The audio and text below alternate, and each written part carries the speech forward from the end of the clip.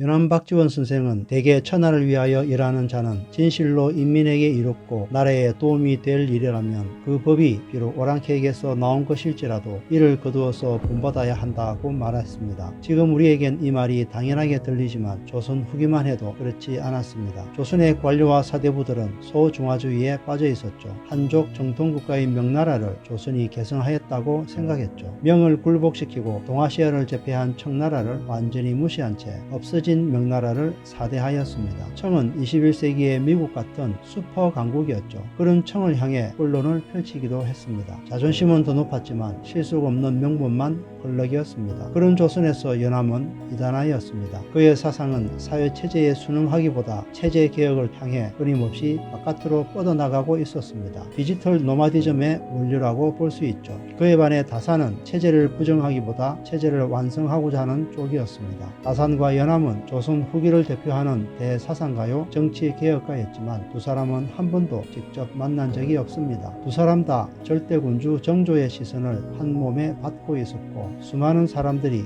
그들의 사상과 삶에 매료되고 영향을 받았다는 걸 생각하면 기적같은 일이었습니다. 둘은 만나지도 않았고 그렇다고 멀어지지도 않는 평행선이었죠. 연암 선생이 권력의 중심에서 외곽을 향해 나아간 원심형이었다면 다산은 권력의 변방에서 중심으로 나아간 구심형이었습니다. 물론 그 중심에는 정조와 주작과 사대부 중심의 사회체제가 있었죠. 연암 박지원 선생은 조선 후기의 대표적인 로열 패밀리였습니다. 그의 집안은 권력의 중심에 있었던 노론에 속했고 역대로 임금의 사위인 부마를 많이 배출하였습니다. 그리고 뛰어난 문장가가 많았습니다. 그야말로 엘리트 중에 엘리트였습니다. 그런 그가 스스로 권력의 중심을 향한 편안한 길을 걷어차버리고 청년 시절부터 백수가 되었습니다. 연암은 소설식 문체와 해학적인 표현으로 현실을 생동감 있게 표현하였으며 오답적인 고문 인용과 시어체 표현을 거부하였습니다. 이는 단순히 문체의 문제가 아니라 주저하게 갇힌 조선의 틀을 깨려는 변혁 운동이었습니다. 정조는 이런 젊은 사대부들의 변혁을 거부하고 문체 완정을 일으켜 변화를 억압하였습니다. 왕권 강화를 통해 체제 안정화를 꾀하던 정조의 입장에서 연암의 무리들이 사회 기강을 흐리게 하니 아예 중국 서적 금지령을 내렸습니다. 정조는 노론의 입장에서는 진보적이었지만 미래지향적인 청년 개혁가들에게는 보수였습니다. 정조의 입장에서는 왕권 강화를 위해 노론 집권 세력에 대한 견제가 필요했습니다. 이를 위해 정약용을 중심으로 남인 세력을 대거 기용했죠. 그런데 정조에게는 두 개의 골칫거리가 있었습니다.